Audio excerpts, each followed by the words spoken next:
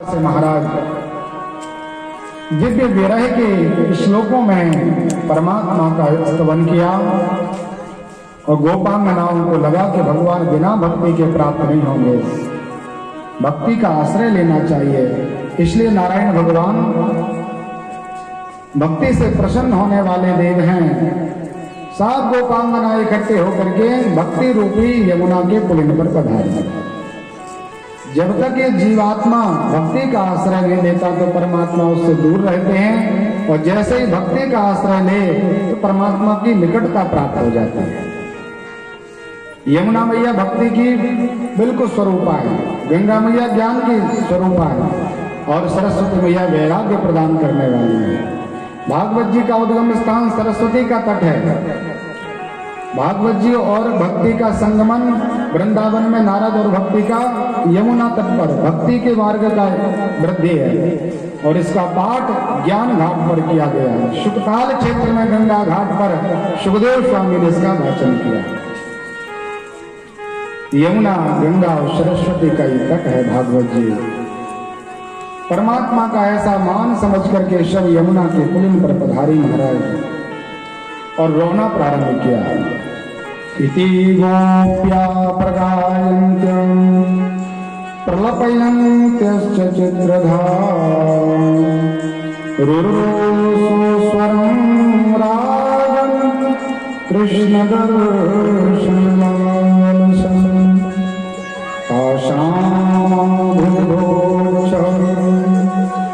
स्मयमानमुखाम्बुजा पीताम्बरधरा सगरे साक्षान्मन्मथा। रोना भी प्रारंभ किया गोपांगनाओं ने। तो सुखदेव कहते हैं, राजन रू रुदु सुस्वरम, राजन सुस्वर से एक स्वर में रोना प्रारंभ किया गोपांगनाओं ने, और अपने शरीर के उस अभिमान को उस रुदन में गोपांगनाओं ने धूमिल कर दिया, धो दिया।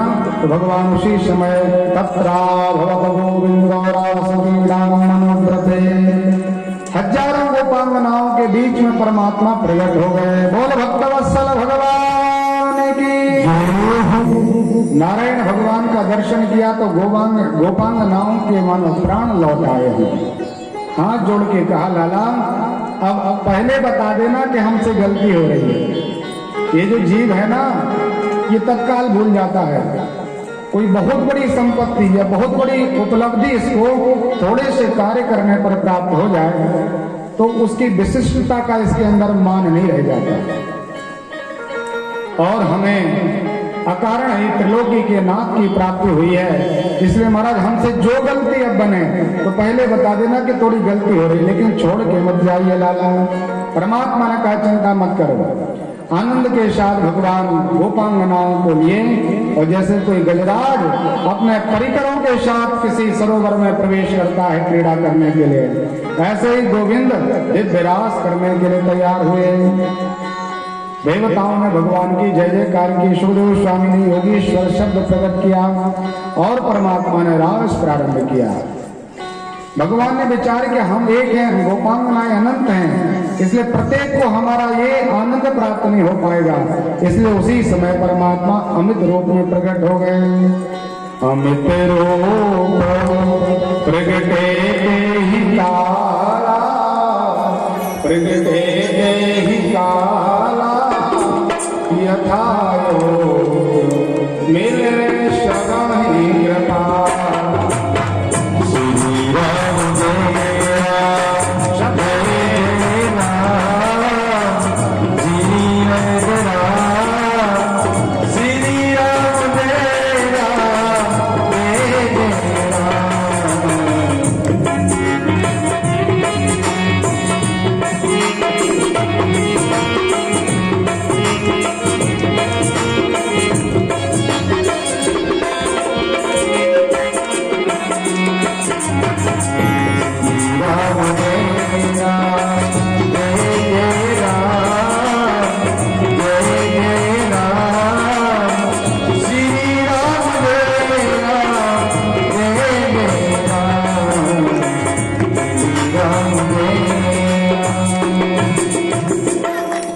भगवान दिव्य रास में एकत्रित हुए।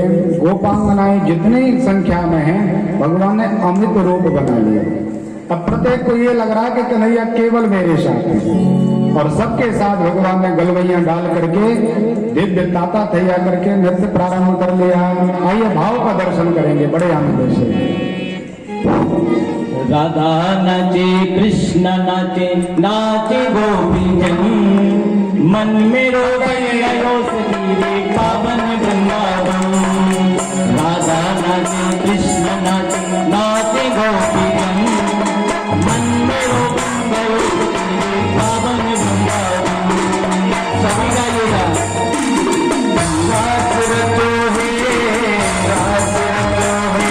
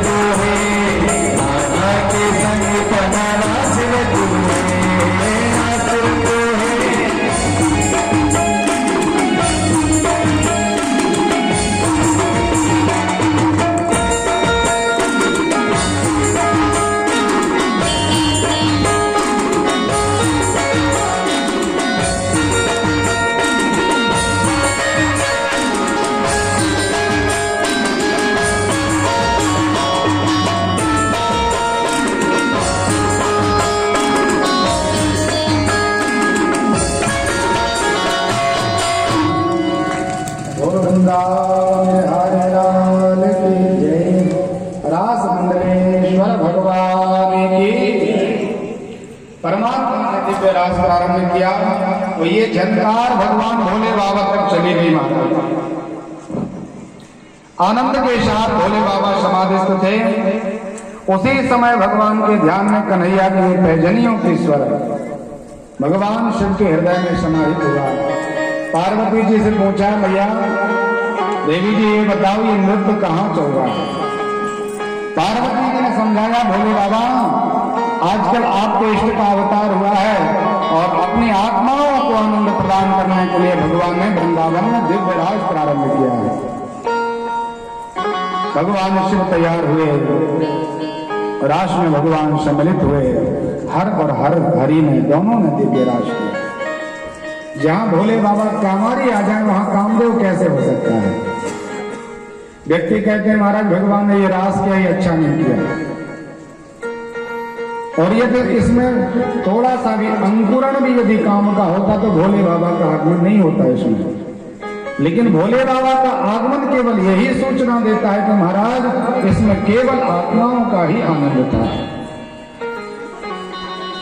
गोपेश्वर बन करके भगवान पधारे,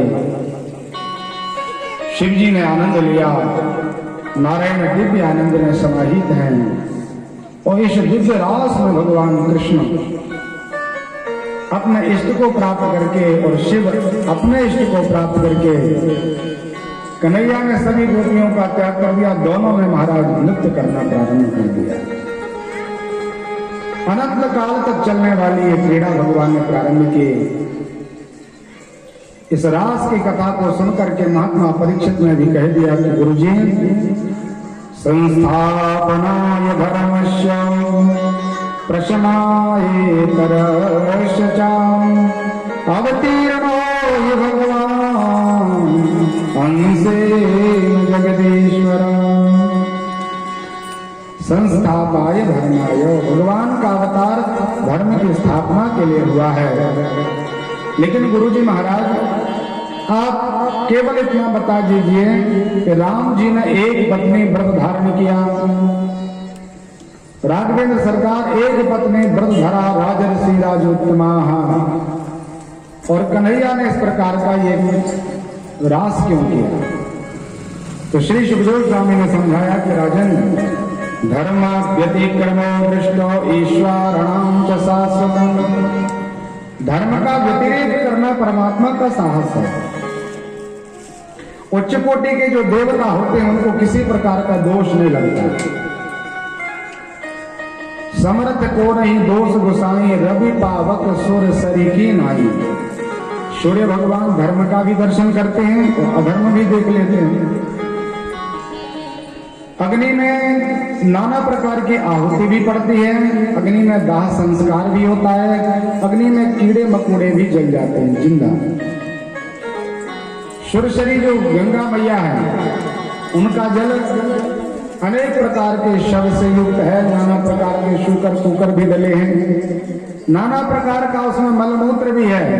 लेकिन ना तो उस पाप को देखने पर सूर्य भगवान को किसी प्रकार का पाप लगता है, ना अग्नि में नाना प्रकार के जीव जंतु जल जाते हैं तो उससे दोष से अग्नि को दोष आता है, ना ही महाराज गंगा मैया को किसी प्रकार के अपवित्रता आती है। गंगा मैया पवित्र थी हैं और अनंत काल तक रहेंगी।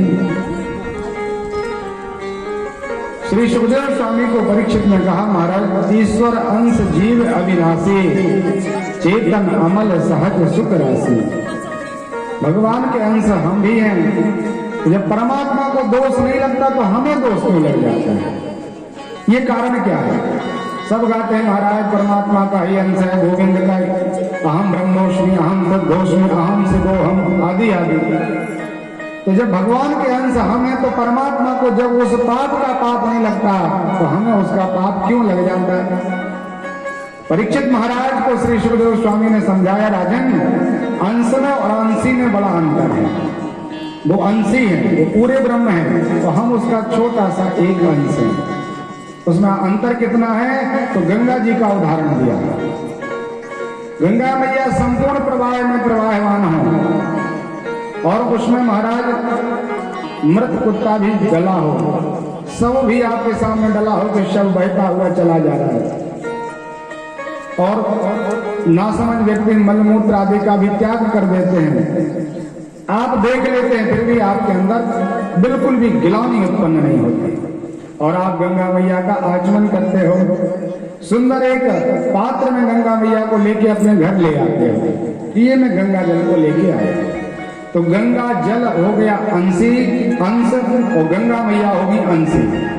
गंगा जी का थोड़ा सा अंश लेके आप घर ले आते, घर ला करके आपने गंगा जल को रख दिया और विचार आया पहले सत्यनारायण की कथा सुन लें, इस गंगा जल का सिद्धि हो जाएगी, पूजन हो जाएगा, फिर उपयोग करना प्रारंभ करेंगे। आपने गंगा जी के जल को बाहर निकाला, एक पात्र में रखा, उसी समय कोई स्वान आदि आया और उस जल को जूठा कर दिया। तो राजन आप ये बताओ, उस जल से क्या आप नारायण का अभिषेक करोगे या स्वयं आचमन करोगे?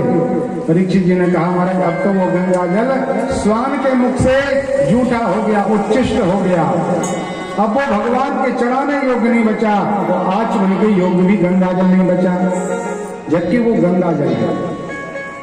तो भगवान श्री सुखदेव स्वामी ने राजा को समझाया कि देखिए राजन, जैसे गंगा जल के अंश में थोड़े से स्वान ने मुंह लगा दिया और उसमें दोष उत्पन्न हो गया, और गंगा जल में इस प्रकार के दोष आने पर आपने उसका त्याग कर दिया, लेकिन गंगा जी में एक स्वान नहीं हजारों स्वान महाराज बहते चले जाते हैं, फिर भी गंगा जी में कोई अपवित्रता नहीं आती।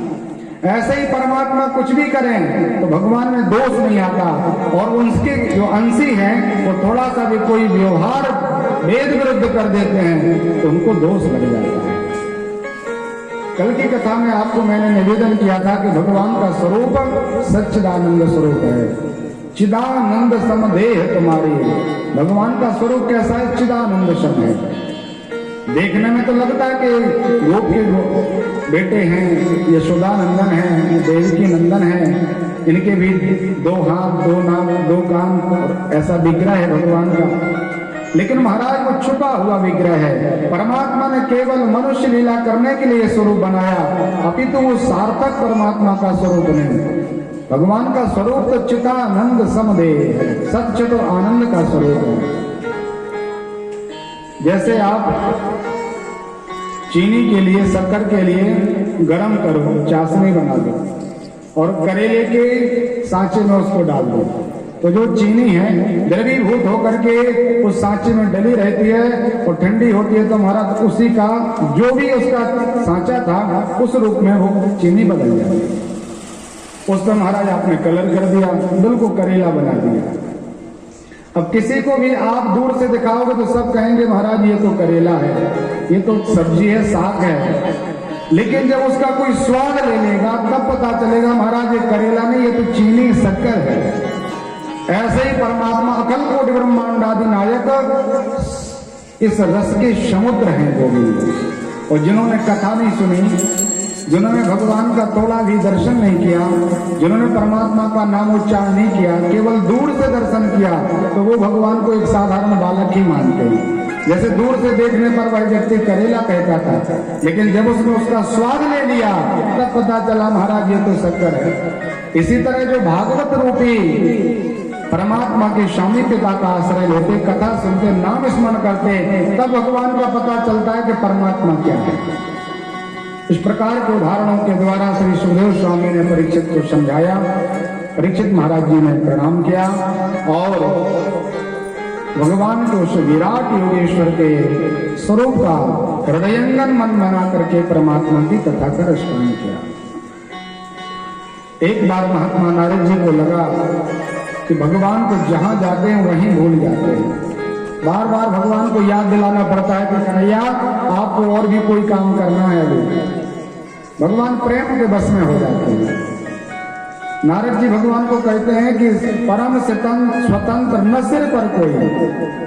भगवान आप स्वतंत्र हैं, आप जो चाहें सो कर लेते हो। लेकिन भागवत जी के नवम स्कंद में भगवान नारायण दुर्वासा ऋषि से कहते हैं अहम भक्त पराधीना। महाराज मैं भी स्वतंत्र नहीं हूं, संसार के व्यक्तियों ने मुझे स्वतंत्रता प्रदान कर दी, लेकिन मैं भक्तों के अधीन हूं। भक्त जैसा नचाना चाहता है, जहां बिठाना चाहता है, जो खिलाना चाहता है, मैं उसके अधीनस्थ रहता हूं, उसकी पारतंत्रता में स्वीकार करता हूं महाराज। तो नारद जी को लगा कि भगवान को तो आनंद आ रहा है, थोड़ा सा ज्ञान तो हो जाए कि कहाँ क्या कैसा करना है। सबसे पहले नारद जी कंस के पास पहुंचे, कंस ने स्वागत किया। नारद जी कहीं भी जाए सब जगह नारद जी का सम्मान होता है। राक्षसों के पास जाए तो स्वागत होता है, नाग किन्नर के यहाँ जाए तो राम राम होती है, देवताओं के पास जाए तो महाराज आनंद होता है। कंस ने भी स्वागत किया, गुरु जी को बिठाला। नारद जी ने कहा महाराज आपका मन बड़ा चंचल सा दिखाई दे रहा है, आपका इस प्रकार का विग्रह क्यों? अरे आप तो त्रिलोकी को नष्ट करने वाले हो, संसार पर विजय प्राप्त करने वाले हो, किस कारण का दुख है आपके अंदर? तो नारद जी को पूरी कथा सुना दी कि एक लाला हुआ, देवताओं ने आकाशवाणी दी, महाराज हम उसको पकड़ नहीं पाए। तो आज 11 वर्ष हो गए पकड़ने की चेष्टा करते करते। अकासुर, बकासुर, धेनुकासुर, प्रलंबासुर सब मृत्यु को प्राप्त हो गए, कोई लौट के नहीं आया। नारद जी ने कहा महाराज यही तो गलती करते हो आप ऐसा करिए, अब उसके पास किसी को मत भेजो, उसी को अपने पास बुला लो, और जितने आप लोगों सब एक साथ कुंड पड़ना, छोटा सा है मर जाएगा। कंस ने विचार किया महाराज गुरुजी बड़ी सुंदर शिक्षा प्रदान की आपने, पहले यदि आप ऐसा समझा देते तो हमारे जितने परिकर मृत्यु को प्राप्त हो गए वो भी आज महाराज जिंदा हो गए। सुखदेव स्वामी परीक्षित को कहते हैं राजन, संक हो और दुष्ट व्यक्ति मूर्ख व्यक्ति हो तो दूसरों के फूकने पर बचते हैं। कितना भी सुंदर संक हो, कोई उसमें फूंक न लगाए तो महाराज बिल्कुल संक बजता है। ऐसे मूर्ख व्यक्ति है, जिस तरफ बढ़ा दो महाराज उसी तरफ चला जाए। दिव्य मंत्रणा की अक्रूर जी को तैयार किया कि महाराज कल सुबह चलना है आपको और उन दोनों बालकों को लाना है, षड्यंत्र करेंगे और उन दोनों को इकट्ठा पा करके एक साथ कूद पड़ेंगे और उनको मार डालेंगे। अक्रूर जी ने समझाया कि देखिए राजन, व्यक्ति अनेक प्रकार की कल्पनाएं करता है, लेकिन कल्पना कितनी सार्थक होती है तो भगवान के ऊपर है। आप उसको मार डालोगे या वो हम सबका अपमान कर देगा, क्या होगा क्या नहीं होगा ये तो परमात्मा के हाथ का काम है महाराज। ऐसा ज्ञान देकर के अक्रूर जी प्रसन्न हुए कि देखिए ब्रह्म का दर्शन करने का हमें अब अवसर प्राप्त होगा। ऐसा मन में विचार करके महात्मा अक्रूर जी के लिए रात भर नींद प्राप्त नहीं हुई और यहाँ नारद जी भगवान नारायण के पास पहुंचे। कन्हैया से कहा महाराज आनंद ले रहे हो आप तो रास का, खूब गोचारण करते हो, दधी मक्खन पाते हो, गोप वालों के साथ घिरे रहते हो, आपको देवताओं की तो कोई चिंता नहीं है, पंडित जी ब्राह्मणों की कोई चिंता नहीं, धर्म की कोई चिंता नहीं आपको। नारद जी से भगवान ने कहा नारद जी क्या बात है, आप स्पष्ट कहिए क्यों चिंता कर रहे हैं। नारद जी ने समझाया कि देखिए भगवान आपने नियम रखा था, आपने वचन दिया था ब्राह्मणों के लिए कि परित्राणाय साधूनां विनाशाय च दुष्कृतां, अनेक प्रकार के संतों का परित्राण हरण करने के लिए मैं आऊंगा। परमात्मा ने कहा नारद जी चिंता न करो, परसों मामा जी को हम अपने धाम भेज देंगे, आप चिंता न करो। परमात्मा ने आश्वासन दिया। रात्रि के समय भगवान, शाम का समय थोड़ा सा अंधेरा लग रहा था, गोधूली बेला में परमात्मा अपने घर लौट रहे थे। यहाँ से अक्रूर जी महाराज मथुरा से वृंदावन आ रहे थे। बहुत ज्यादा दूरी नहीं है मथुरा और वृंदावन में, लेकिन अक्रूर जी महाराज परमात्मा को याद करते जाते, उन्हीं की याद में शरीर की शुद्ध को भूल जाते। महाराज घोड़े खड़े रहते घंटों, फिर अक्रूर जी को पता चलता कि अरे मेरा रथ तो रुका हुआ है, बढ़ना चाहिए। अक्रूर जी फिर आगे बढ़ते, शाम के समय पहुंचे। संयोग ऐसा हुआ कि जिस समय परमात्मा गोचारण करके लौट रहे थे उसी समय अक्रूर जी प्रवेश किए। बाहर ही भगवान से भेंट हो गई। नारायण भगवान ने चाचा समझ करके, काका कह करके अक्रूर जी के चरणों में प्रणाम किया। बलदाव जी ने भी लौट करके प्रणाम किया। अक्रूर जी ने हृदय से लगा लिया और विचार किया कि देखिए जो परमात्मा है, जो ब्रह्म है, आज कितना सुंदर व्यवहार निभा रहे हैं। अपितु तो हमारे अंदर ऐसी कोई योग्यता नहीं कि परमात्मा हमें प्रणाम करे, लेकिन भगवान की दीनता का दर्शन, परमात्मा की दीन बंधुता का दर्शन देखिए, भगवान ने हमें काका कह के प्रणाम किया। बड़े सुंदर भाव से भगवान ने हमको प्रसन्न किया। अंतःपुर में ले जाकर के स्थान दिया, सुंदर भोजन हुआ और जब आराम से लेट गए महात्मा अक्रूर जी तो परमात्मा ने पूछा कि काका जी इतना लंबा समय हो गया, 11 वर्ष बीत गए, हमारा जन्म हुआ, दोनों हम लोग यहाँ अनेक प्रकार के कष्टों में रहे, मामा जी ने कितना प्रयास किया मारने का और आपने एक बार भी खबर नहीं ली हमारी कि हम लोग ठीक ठाक हैं कि नहीं। अक्रूर जी ने परमात्मा के ऐसे सुंदर वचनों को सुना तो विहलवान हुए। तो कहा लाला क्या बताएं, हम पराधीन हैं, पराधीन सपने सुख नहीं, पराधीनता में महाराज स्वप्न में भी आपको सुख प्राप्त नहीं हो सकता। नीति श्लोक कहती है महाराज, अग्नि में जलने में भलाई है, समुद्र में कूदने में भलाई है, राजा के राजदंड में मरने की भलाई है, लेकिन ना परम पर शासनम, दूसरों के शासन में रहने में महाराज जीवन घुटता है। मेरा पूरा जीवन खल मंडली बसें दिल राती उसके साथ निकला। विचार तो था लाला तेरा दर्शन करने का, लेकिन क्या बताएं, राजा ने आज आदेश दिया, बड़ा प्रसन्न हुआ मैं कि आज लाला का दर्शन होगा, इसलिए क्षमा करिए प्रभु। भगवान ने कहा महाराज जी बताइए क्या मंत्रणा की मामा ने? तो बिल्कुल सच्चे अर्थों में सब बता दिया कि आपको मारने के लिए उन्होंने यज्ञशाला का आयोजन किया है, इसलिए लाला आप मत जाने। भगवान ने अक्रूर जी को समझाया कि देखिए जो आपने मुझे बताया ये किसी को मत बताइए। हमारे नंद उपनंद सुनंद आदि मेरे परिकर तो हमारे सखा इतना प्रेम करते हैं कि हमें कभी जाने नहीं देंगे, इसलिए आपको ऐसा कहना कि कन्हैया को मेला दर्शन करने के लिए और सुंदर भेंट देने के लिए मामा ने बुलाया। परमात्मा ने समझाया। रातों रात ये समाचार महाराज संपूर्ण वृंदावन में फैल गया। भोजन तो तैयार हो गया था, लेकिन किसी ने भोजन पाया नहीं। गाय के सामने सुंदर सुंदर घास डाली गई, लेकिन गाय ने गौचारण नहीं किया। किसी गोपी ने भोजन नहीं किया, किसी गोप ग्वाल ने भोजन नहीं किया। और विचार करने लगे कि वही प्राणनाथ कल प्रातः काल मथुरा में प्रवेश करेंगे। ऐसा विचार करते करते किसी को नींद नहीं आई और प्रातः काल हुआ। भगवान के दरवाजे खुले, चारों तरफ से देखा तो बाहर विशाल झुंड लगा हुआ है। अनंत गोपांगनाएं गोपी ग्वाल से बाहर खड़े हैं। परमात्मा ने कहा कारण क्या है, आप लोग क्यों खड़े हो सुबह से?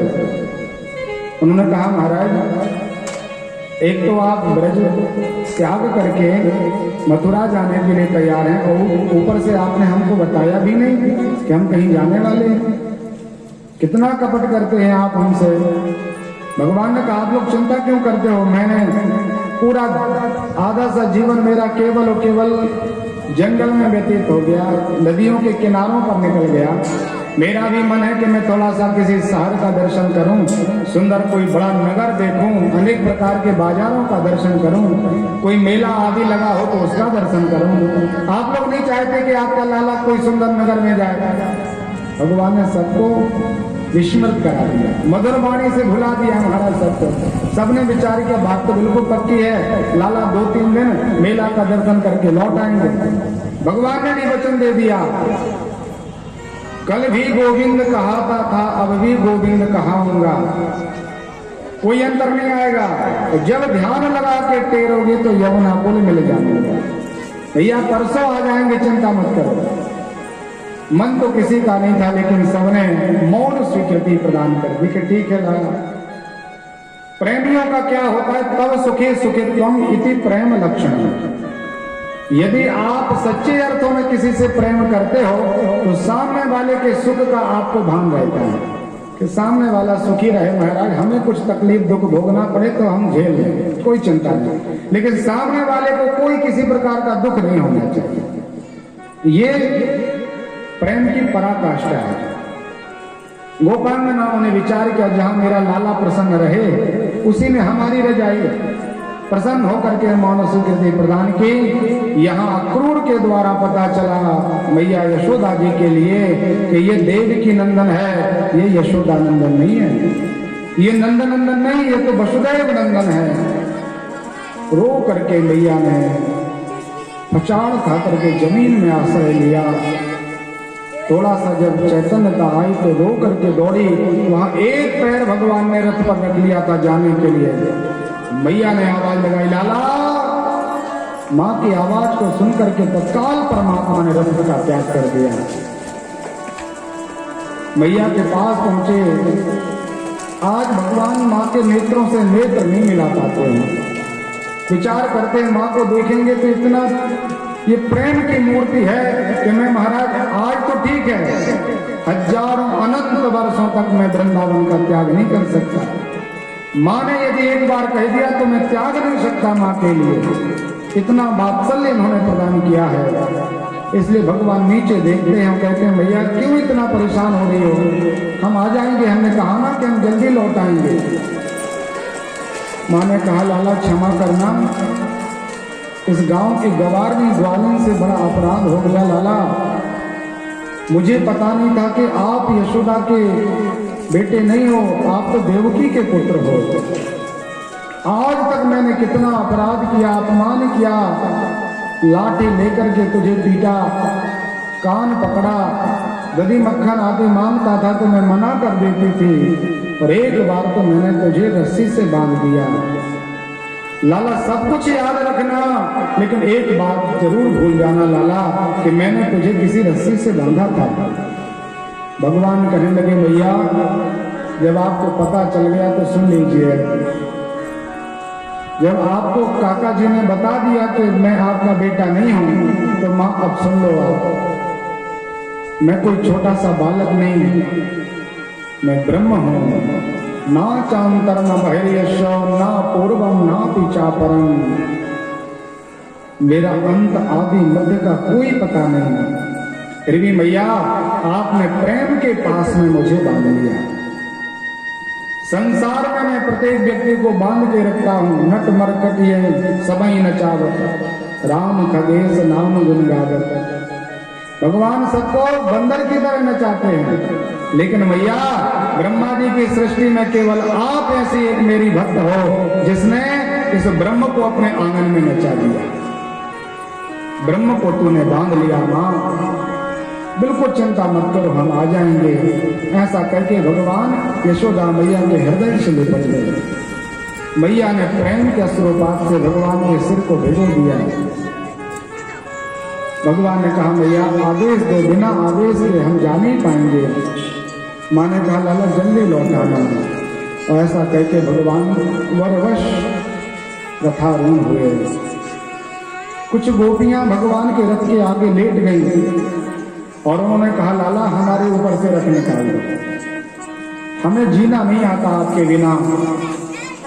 ब्रह्मा जी कितने निष्ठुर हैं, विधाता को गालियां सी देने लगी गोपांगनाएं कि जैसे कोई एक छोटे से बेटे के लिए, बच्चे के लिए बहुमूल्य कोई उपहार प्रदान किया जाए तो वो बेटा नहीं जानता कि हमें जो खिलौना मिला है उसका मूल्य कितना है, और वो कुछ ही समय में तोड़ फोड़ के अलग कर देता है, खिन्न भिन्न कर देता है।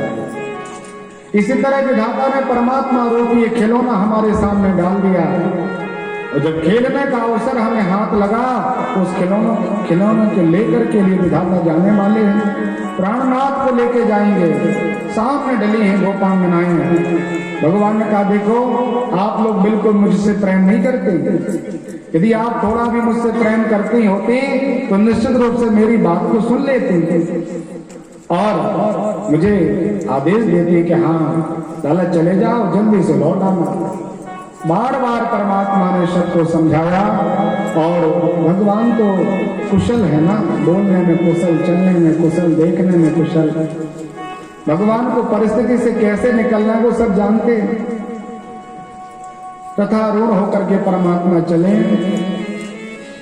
जब तक परमात्मा का रथ दिखाई दिया महाराज, जब तक भगवान के रथ से उड़ती हुई धूल दिखाई दी, जब तक परमात्मा के रथ के घोड़ों की टाप सुनाई दी, तब तक गोपांगनाएं अहिर्न स्वरूप से उस तरफ देखती नहीं।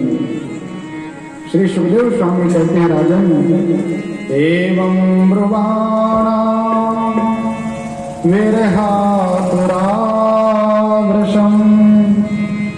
ब्रजस्त्रीणां कृष्ण गृहीत मानुषा ब्रसलाजा